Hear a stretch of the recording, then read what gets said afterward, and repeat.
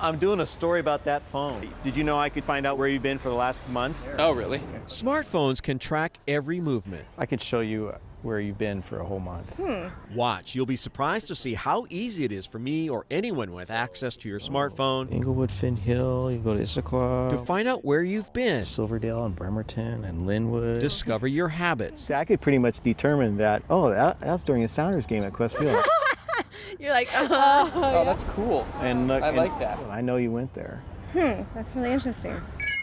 Apple's iOS 7 mobile operating system has a feature buried deep in the settings. Tap Privacy, tap Location Services, tap System Services, then tap Frequent Locations. 5 layers in, where an average user rarely ventures, you can see where the phone has been. Interesting how accessible, your life can be.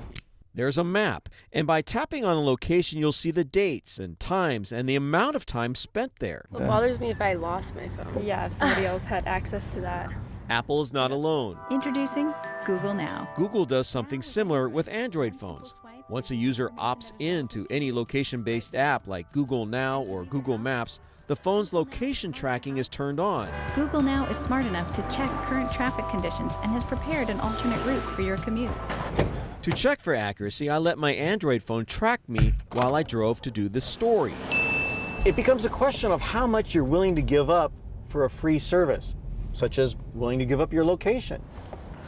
First stop, the University of Washington, where You're getting something in return for giving up where you are. Hansen Hussein teaches the pluses and minuses of new media. But most of us don't even think about the quid pro quo. We just sort of receive it and not really think about the privacy implications. And the implications are serious. Hi, you want me to show you? Sure. I showed students how I could see where they've been. That's kind of crazy. The chance that would happen, like someone would take my phone and try and track me down, seems really, really small. But it makes me kind of uneasy to think about that. It doesn't really bother me. I mean, there's also like safety things. So like walking around the district sometimes is not the safest. And so if there's an emergency, they can find me faster because of this.